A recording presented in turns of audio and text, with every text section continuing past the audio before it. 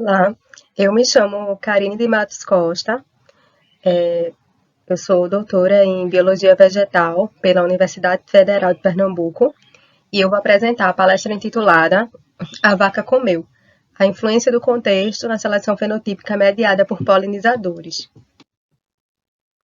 Veremos nessa palestra alguns conteúdos que estão relacionados com o contexto de seleção fenotípica que eu vou trazer para que a gente venha aprender um pouco sobre. Então, precisaremos ver a questão das síndromes de polinização, né, o conceito básico, as síndromes de polinização especialista versus generalista, a seleção fenotípica em sistemas de polinização generalistas e o contexto na seleção fenotípica mediada por polinizadores. Então, primeiramente, né, as síndromes de polinização é uma classificação que ela relaciona os atributos apresentados pelas flores, ou seja, a forma da flor, a cor, a antese, o recurso. Então, todo esse conjunto de atributos é relacionado ao seu principal, ao seu polinizador, né? Então, essa síndrome de polinização, essa classificação, ela é útil quando a gente se depara com uma espécie em campo, né, florida, obviamente, e a gente não sabe, não se tem estudo sobre quais os polinizadores, quais os visitantes florais dessa espécie. Então, através das características da própria flor, a gente pode predizer quais seriam esses visitantes e qual seria o polinizador dessa espécie. Então, a teoria de síndromes de polinização ela é muito usada nesse sentido e ela é bem útil quando não se sabe quais os visitantes ou polinizadores de uma espécie. Então, aqui só exemplificando, eu trouxe, por exemplo, flores polinizadas por buzz pollination, né, que são as abelhas que conseguem vibrar o abdômen e assim elas polinizam flores com anterosporicidas. Então, essas flores elas vão ter, né, obviamente, anterosporicidas, né? Então, não vão ofertar néctar como recurso. Então, outro exemplo aqui, a questão da flor que ela é polinizada por esfingídio. Então, ela já vai ter pétalas brancas, vai ter fragrância, ela vai ter a antese noturna e o recurso, né, o néctar como recurso. Então, é justamente a gente relacionar, né, quais as características das flores para predizer quais seriam seus visitantes florais ou polinizadores. Então, a síndrome de polinização, né, além da gente conseguir predizer quais os polinizadores, né, quais os visitantes florais, ela traz uma dicotomia que subdivide as flores em especialistas ou generalistas. Então, por exemplo, as flores que têm uma morfologia que restringe o acesso ao recurso para determinado grupo de polinizador ou para determinada espécie, então elas já vão ser consideradas como sistemas de polinização especialista. Enquanto que as flores que já têm uma morfologia mais aberta, né, que o recurso fica acessível para diferentes grupos animais, elas já vão ser classificadas, né, alocadas numa categoria de sistema de polinização generalista. Então, alguns estudos eles têm criticado, né, essa dicotomia e têm trazido que muitas espécies elas não possuem um ajuste claro, né, para um determinado tipo ou espécie de polinizador, né, e algumas espécies elas possuem uma generalização moderada, que é quando ela não é generalista, a ponto de ter vários grupos animais visitando, mas são poucos grupos que visitam essas flores. Então, alguns estudos eles até sugerem a existência de gradientes, né, de especialização, né, que a gente não tem como classificar apenas em duas categorias. Então, aqui é só trazendo um exemplo, como, por exemplo, a cor da flor. Então, a cor branca ela é atrativa para diversos grupos de insetos, como besouros, mosca, vespa, morcego, mariposa. Então, a cor branca ela é uma característica atrativa, né? Diversos grupos, só que nesse caso aqui, o que é que faz diferença aqui nesses sistemas de polinização? É justamente a morfologia. Então, aqui eu tenho, na morfologia generalista, as flores elas são brancas, mas elas possuem uma morfologia mais aberta, né? Vários grupos animais têm acesso a esse recurso, enquanto que na conhecida, né, como orquídea de Darwin, né, popularmente ela é conhecida, eu vou ter aqui um tubo floral bem fino, onde apenas uma língua longa, né, do esfingídeo consegue penetrar nesse tubo e acessar o recurso. Então, aqui a morfologia ela fez total diferença para restringir outros grupos de que animais tenham acesso a esse recurso, embora que ambas as flores aqui, tanto generalistas como especialistas, elas apresentem a cor branca. Então, eu não posso, por exemplo, me basear num único atributo para definir um sistema de polinização. Eu preciso considerar todo o conjunto de atributos e a proposta que eu trago com essa palestra aqui é que, além dos atributos, a gente precisa considerar o contexto, para que a gente venha a entender qual é a dinâmica, né, relacionada, né, à evolução floral, relacionada à interação flor-polinizador, da forma que ela ocorre na natureza, né? Embora que a gente não consiga, né, mensurar todos os fatores que envolvem, e querendo ou não, a gente acaba fazendo um recorte, né, daquela interação para que a gente venha se debruçar e entender melhor. Mas quando a gente inclui o contexto, eu acho que é mais uma variável que traz uma análise interessante, né, da dinâmica, da forma que ela acontece no ambiente. Então, a variação geográfica, ela exerce uma importante influência na composição da guilda de polinizadores e, consequentemente, na evolução floral.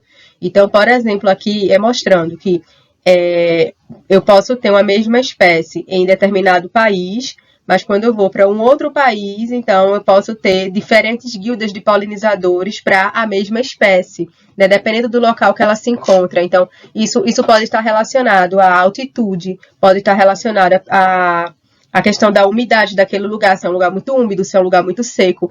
Então, essas características, né, ambientais, né, de vegetação, de clima, vão proporcionar o estabelecimento de diferentes guildas de polinizadores, e por isso eu posso encontrar espécies que mudam a sua guilda de polinizadores à medida que elas variam geograficamente, né, em torno do globo, né, porque muitas espécies elas podem se possuir uma distribuição ampla, né? Então, as flores generalistas, né, que são as flores mais abertinhas, elas geralmente ofertam um recurso a diferentes grupos de visitantes ao longo da antese. Então, por exemplo, se eu tenho uma espécie generalista que ela floresce no horário crepuscular, né, lá finalzinho da tarde, e ela fica lá florida até 8 horas da manhã, por exemplo, então ela vai pegar mais de 12 horas de antese, né? Acho que mais de 14 horas de antese, então isso vai proporcionar que essa flor ela sirva como recurso a diferentes guildas de polinizadores que forrageiem aquela área em horários distintos. Então, eu tenho como exemplo, né, dessas guildas aves e morcegos, beija-flores, abelhas e borboletas, morcegos, gambás, beija-flores e pássaros, né? Essas guildas de visitantes florais.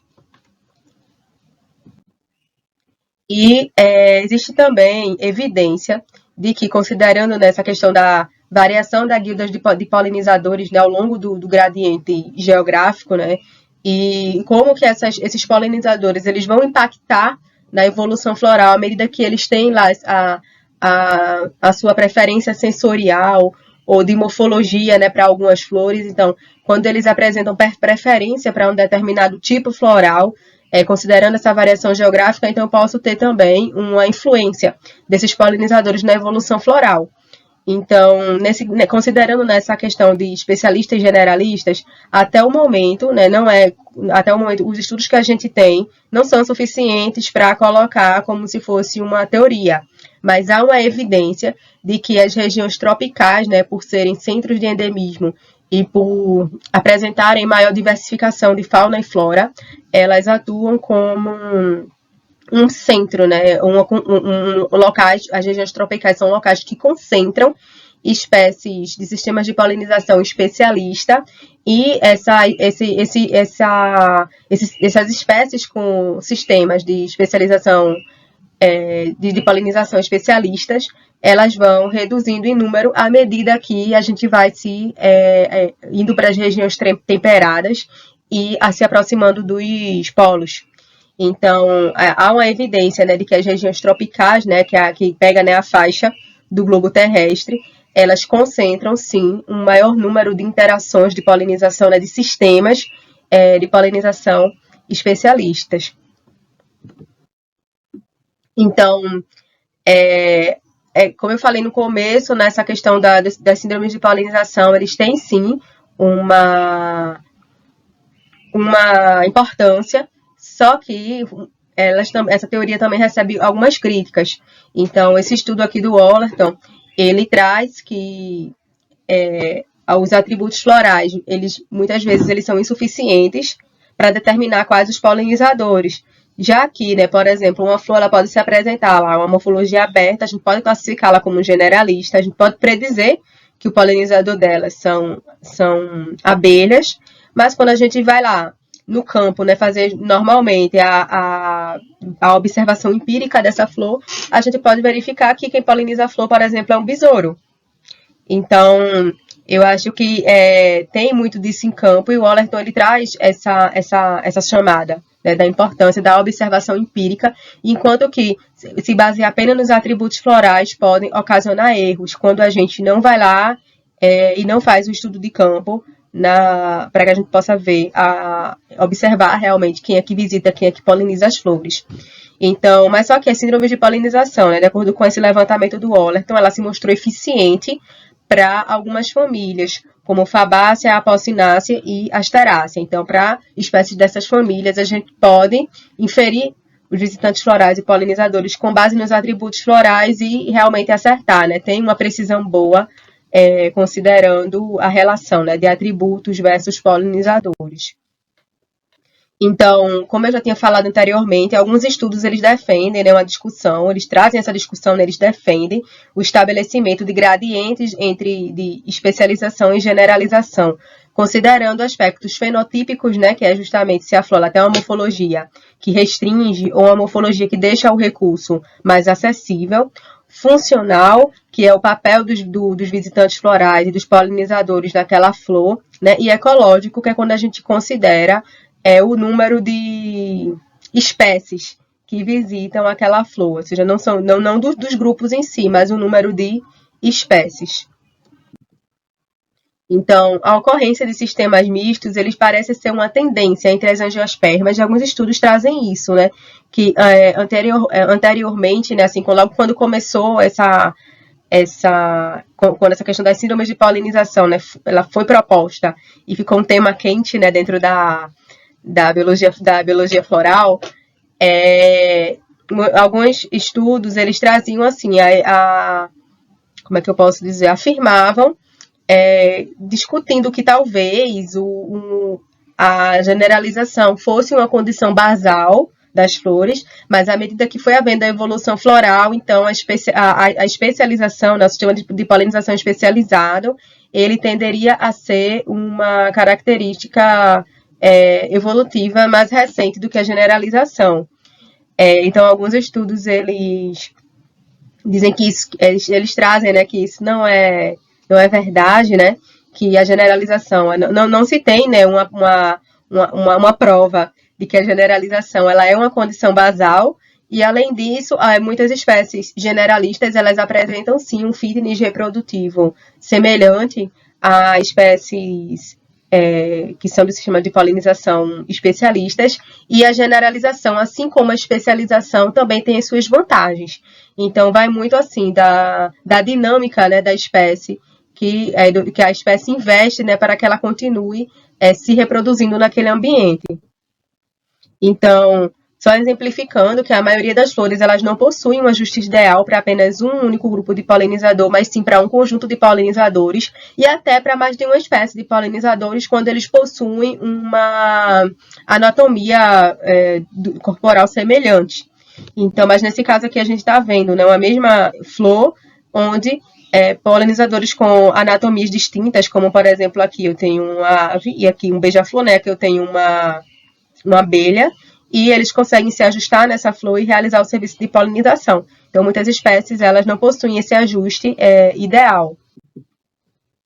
E aqui é só trazendo também a questão da influência, né, do contexto, mostrando esse artigo, ele mostra aqui como seria uma rede, né, considerando as características florais e as síndromes de polinização do ponto de vista tradicional. Aqui seria o esperado, né, para o ambiente e diferentes traços de importância, considerando as condições ambientais, né, severas e condições ambientais leves. Então, eles conseguem mostrar que as condições ambientais, como, por exemplo, de precipitação, né, de temperatura, de clima, eles conseguem, sim, influenciar nessa dinâmica, né, do polinizador com a flor e mudar o que a gente já conhece em relação a síndromes de polinização. Então, a teoria prevê uma coisa, mas quando a gente inclui o contexto, né, e vai observar empiricamente, a gente observa diferenças nessa rede.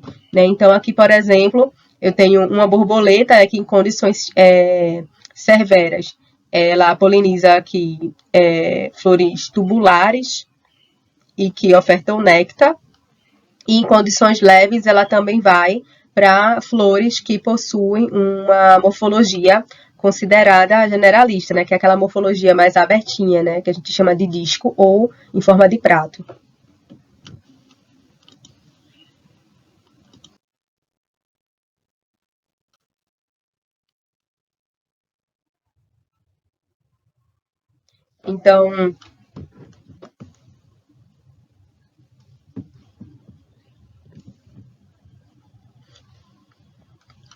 Então, espécies generalistas, elas possuem sim, podem apresentar, né, um sucesso reprodutivo semelhante a espécies generalistas, né, como eu já tinha mencionado.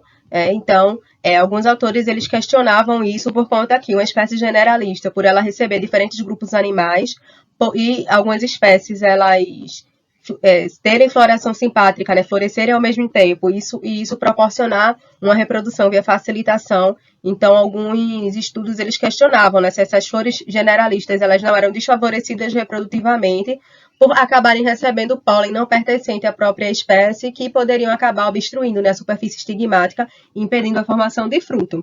Só que, né, estudos eles trazem, né, que normalmente, na natureza, as flores, tanto especialistas como generalistas, podem sim apresentar um sistema com sucesso, né, reprodutivo semelhante. Em contrapartida, né, que as espécies especialistas, por elas terem polinizadores restritos, né, isso garante uma fidelidade de polinização e uma probabilidade menor dela receber um pólen não pertencente a ela no próprio estigma. Então, a seleção, né, fenotípica em sistemas generalistas. Né? Então, acreditava-se que, por um sistema generalista, ele receber muitas pressões, né, advindas de diferentes grupos de polinizadores, essas pressões por si só, elas se anulariam e faria com que não fosse possível, né, detectar a seleção fenotípica nesses sistemas. Diferente de um sistema especialista, né, no qual eu vou ter uma relação mais íntima com polinizadores com um grupo restrito, e por isso que muitos estudos de seleção fenotípica, eles até o momento foram realizados com espécies generalistas, né, mostrando lá o ajuste perfeito e toda a dinâmica, né, que um sistema especialista tem com uma espécie que o que o pessoal chama daquela relação, né, chave-fechadura. Né? Então, a questão é possível que isso ocorra em sistemas generalistas, já que eles recebem tantos grupos de visitantes florais? Então, aqui é só exemplificando, né, para a gente relembrar um pouco os principais tipos de seleção. Então, a gente tem a seleção aqui disruptiva, né, que é essa fitinha em azul, no qual eu vou estar mostrando que há um favorecimento maior, né, um favorecimento de número de descendentes, no caso aqui são com os três, né, conchas com características extremas, enquanto que a intermediária aqui foi desfavorecida pela linha azul. Na situação anterior, que é a situação vermelha, mostra uma seleção estabilizadora, né, no qual característica intermediária foi favorecida. Então, em estudos de seleção fenotípica, é importante a gente considerar atributos versus fitness reprodutivo. Então, eu preciso ter alguma medida de fitness reprodutivo para que a gente venha comparar com algum atributo e verificar se aquele atributo está sendo favorecido ou não na população através do número de descendentes, né? O número de, pode ser em espécies vegetais, né? Trazendo essa teoria na aplicabilidade para espécies vegetais, a gente pode considerar o número de frutos ou o peso do fruto, se essa for uma característica importante, né, dependendo do estudo, número de sementes, número de flores, né? Então, é importante ter alguma medida de fitness. Então, só mostrando aqui, né, seleção estabilizadora, quando é favorecida a característica intermediária, né, nesse sistema aqui mostrando. Seleção disruptiva, quando é favorecida uma características extremas, né, dos dois extremos. E seleção direcional, quando há o favorecimento, aqui ó, nesse terceiro exemplo, de apenas uma das características extremas. Então, aqui, mostrando, né, a relação entre fitness e fenótipo, né, para que haja o estudo que a gente venha verificar a ocorrência de seleção fenotípica, e para que a gente venha trazer essa relação de fitness e fenótipo, estatisticamente é necessário ter um bom N, né, de indivíduos para que a gente venha a mensurar, né, a realmente ir lá contabilizar todos os fenótipos. Depois a gente vai nessas plantas novamente, precisa marcar todos esses indivíduos, enumerar eles, né, depois voltar e para pegar as medidas de fitness para que a gente venha com a estatística e verificar se está ou não ocorrendo a seleção naquela população, né, se é possível identificar e qual o tipo de seleção. Então, aqui trazendo novamente, né, as medidas de fitness relacionadas à seleção estabilizadora, direcional e disruptiva, que é a disruptiva mostrando aqui os extremos sendo favorecidos. Aqui ó, é a seleção estabilizadora e aqui é a seleção direcional. Mostrando um estudo, né, de seleção fenotípica, a influência, né, dos polinizadores nessas características florais. Porque os polinizadores, eles podem apresentar uma característica, né, de cor da flor, uma característica de tamanho da flor, de morfologia, uma característica de altura, né, da planta, né, da altura dessas flores, né, nessas plantas. Então, essa preferência dos polinizadores, né, eles vão lá preferir essas flores e essas flores vão se reproduzir mais do que os outros indivíduos, e a partir daí que a gente consegue observar a ocorrência de algum padrão de seleção na população. Então, os sistemas generalistas já têm um estereótipo, né? Eles eram considerados uma condição basal, e antes eles eram considerados como se a seleção ela ocorresse de forma relaxada nesses sistemas, né? Devido a diferentes expressões que, no fim, se anulassem. Só que o aumento da generalização, da polinização, ela não implica necessariamente no relaxamento das pressões seletivas. Então, existem já estudos de seleção fenotípica com sistemas generalistas, mostrando que é possível, sim, a gente identificar a seleção fenotípica mediada por polinizadores em sistemas generalistas de polinização. Então, quais são assim, as características, né, que dos sistemas generalista, né, que plantas de sistemas de polinização generalistas apresentam, já que a morfologia é aberta e vários animais têm acesso a esse recurso. Então, uma dessas características é a variação na oferta de recurso, que as possibilitam explorar os polinizadores de forma particular, de uma forma mais eficiente, como, por exemplo, essa espécie, né, de ingá, ela consegue, ao longo da antese, variar no volume do néctar e varia também na concentração de açúcares nesse néctar. Então, essa variação de volume e da concentração de açúcares do néctar dessa planta ao longo da antese faz com que essa flor ela seja atrativa enquanto recurso para diferentes grupos de polinizadores, já que algumas espécies, alguns grupos animais, eles vão preferir um néctar mais concentrado, enquanto que outros grupos animais, né, de visitantes, de polinizadores, eles vão ter preferência por um néctar mais diluído. E essa planta, ela consegue, né, trazer um balanço, né, que ela consegue trazer um recurso para todas essas preferências ao longo da sua antese. Então, existe também um balanço, né? Por exemplo, se eu tenho um sistema generalista e várias espécies visitam esses sistemas, existe um balanço entre polinizadores pouco eficientes, mais constantes, e polinizadores que são muito eficientes e inconstantes, e todos eles asseguram a reprodução na planta e eles também contribuem para a seleção fenotípica nessas populações.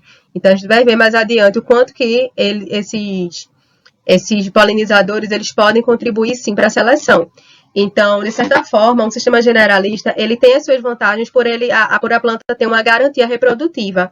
Essa garantia reprodutiva é assim, por exemplo, eu tenho um polinizador que ele é muito eficiente, mas em diferentes períodos do ano ele não está forrageando naquela área, ou acontece algo né, no ambiente que faz com que aquele grupo ele fique sem dar as caras ali por muito tempo. Então, aquela planta ela não vai ficar desassistida reprodutivamente, porque ela também vai servir como recurso para polinizadores que são menos eficientes, mas que também são frequentes naquela espécie. Então, para uma espécie especialista, isso é o fim. O grupo que a visita não visitar mais, ela não vai se reproduzir se ela for uma espécie autoincompatível, por exemplo, né? Já para espécies generalistas, elas possuem essa garantia, né, de diferentes grupos de polinizadores, enquanto que se um grupo desassistir essa planta, ela vai ter os outros grupos para que essa reprodução, né, continue acontecendo.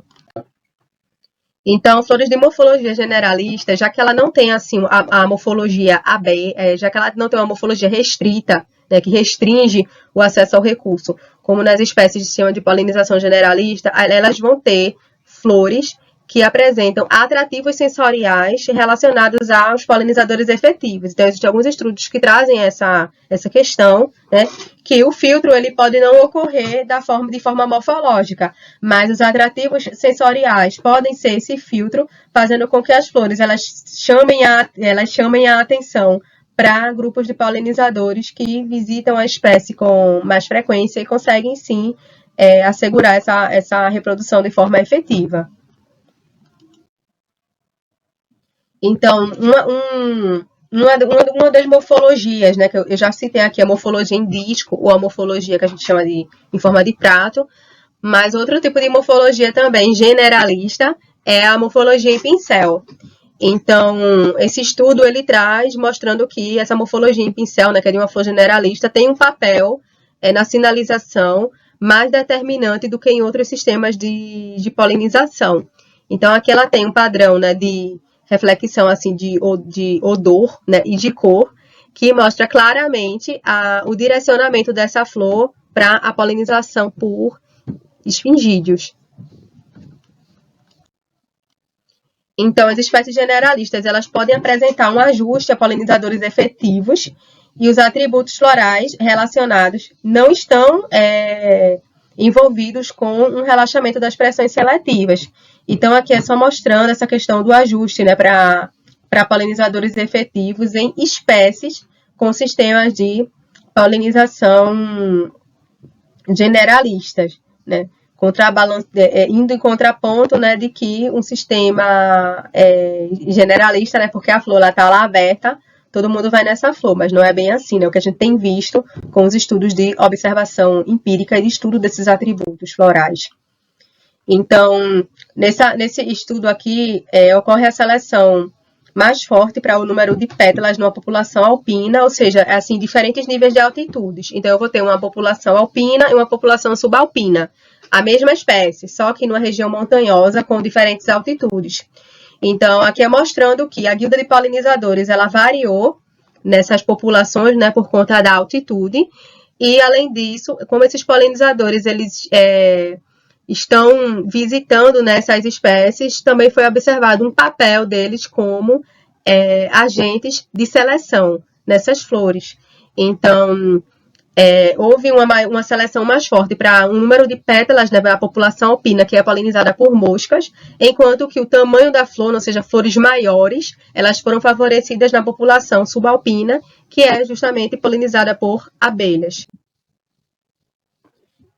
Mostrando também aqui que diferenças na identidade dos principais polinizadores, elas estão associadas à variação dessas populações de forma floral, tamanho e características de néctar, né? Mostra a influência, né, da seleção fenotípica mediada por polinizadores nesses sistemas. Então, a gente está vendo aqui, por exemplo, uma flor que era claramente, né, a gente olha assim e vê a questão das características das flores e diz, não, quem vai nela é beija-flor. Só que a gente está vendo aqui uma abelha polinizando essa flor e polinizando muito bem, né? Então, existe sim características, né, dessas flores, né, que a gente vai por observação empírica e acaba vendo visitação por outras espécies que também atuam como agentes seletivos nessas populações. Então, as espécies generalistas, elas apresentam a estratégia, que é o trade-off de oportunidade, que essas espécies de generalistas que têm antese longa, elas apresentam, né, como a gente viu, adaptação na questão do néctar, né, na concentração de açúcares. Então, elas possuem adaptações para favorecer polinizadores diurnos e noturnos, conferindo uma garantia reprodutiva, né? E eu já havia mencionado que ambos os polinizadores, tanto diurnos como noturnos, mesmo que eles variem em eficiência, eles contribuem para a seleção desses atributos florais. Então, aqui é só mostrando, né, que esse estudo da Moré, que ela traz justamente uma flor em pincel e ela consegue ver nesse estudo ela identifica a seleção direcional para a mariposa de língua longa, que é o único visitante floral, né, que atua, o único polinizador que consegue entrar em contato com as estruturas reprodutivas das flores, né, e acessar o recurso de forma eficiente. Então, aqui a gente mostra um sistema de fenótipo generalista, né, a forma da flor, especialista funcional, porque apenas mariposas de língua longa conseguem acessar o recurso, e especialista ecológica, porque apenas uma espécie realmente atuou de forma eficiente nesse estudo da Moré, mostrando que é possível, sim, espécies generalistas elas apresentarem algum tipo de especialização, considerando lá as categorias de especialização e de generalização estabelecidas pelo Wollerton.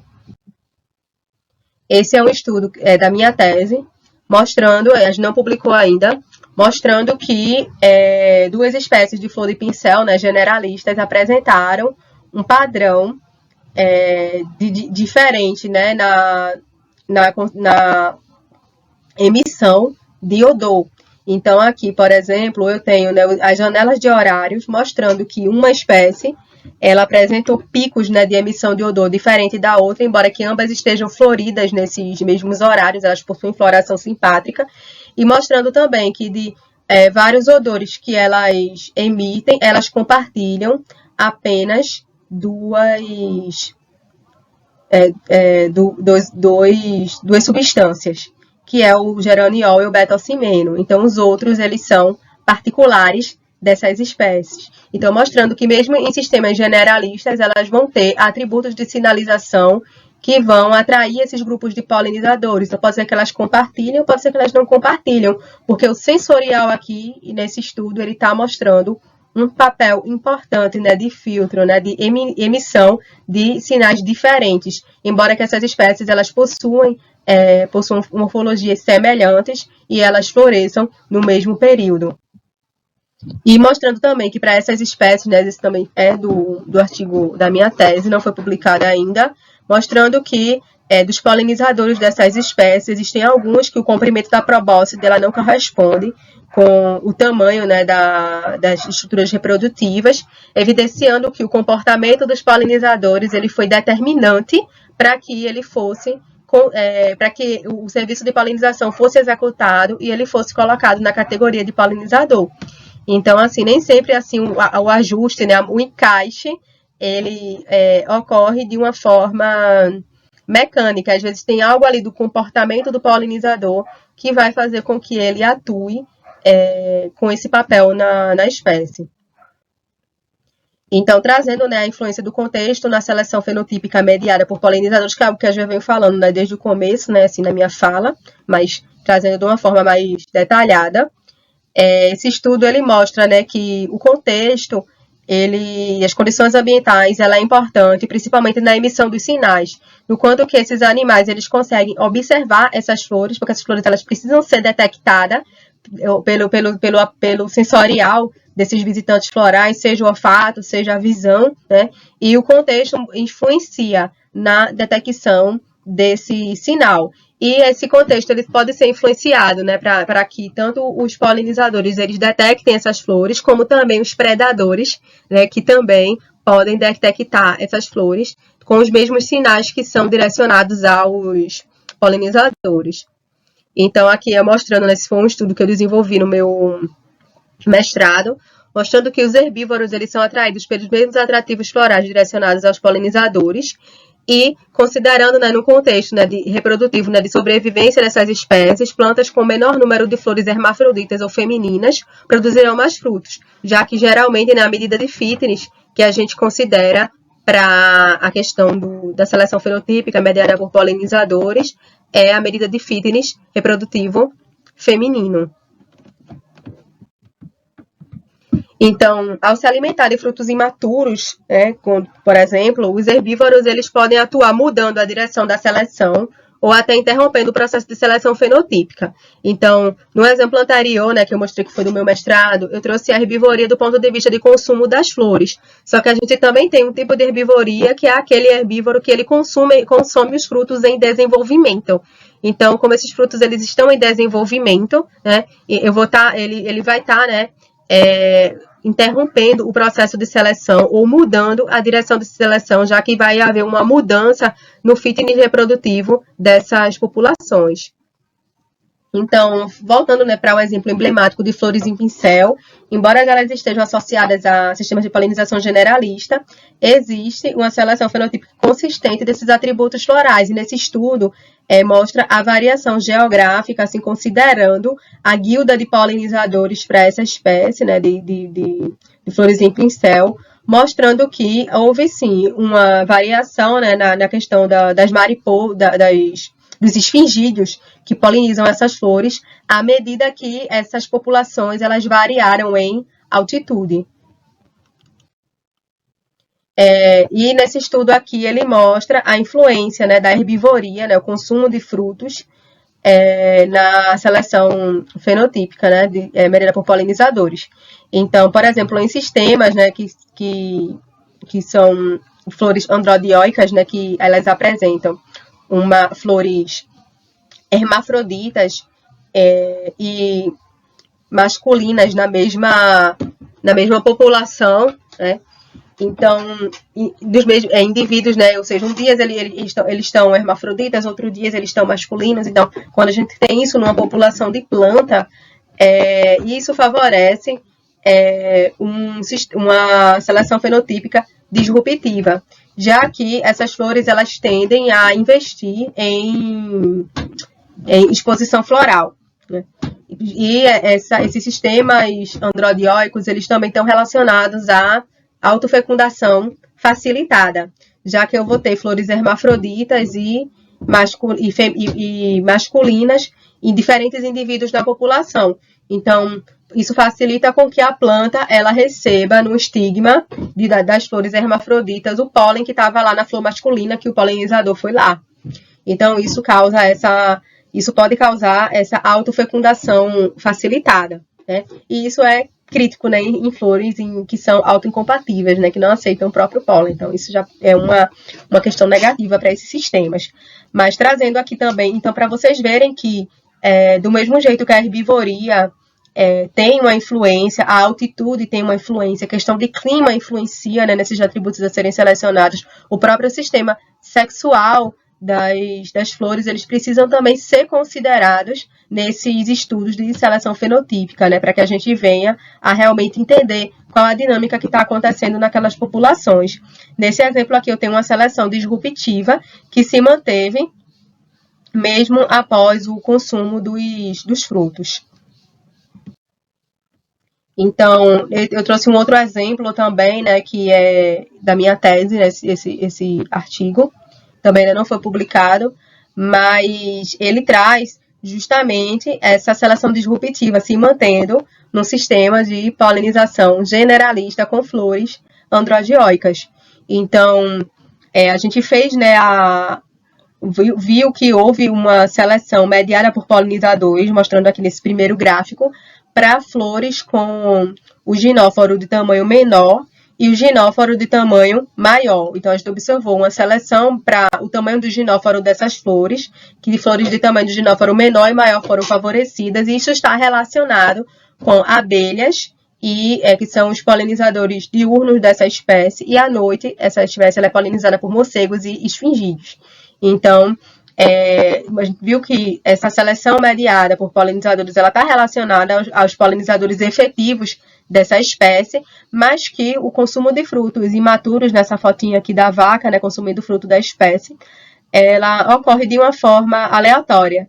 E por esses herbívoros eles não terem um padrão de preferência e pastarem aleatoriamente na população, embora que houve uma diminuição drástica no fitness reprodutivo, essa seleção disruptiva ela acabou se mantendo nessa população de Morrisonia longifolio, né, anteriormente conhecida como Neocralictrocalyx longifolio.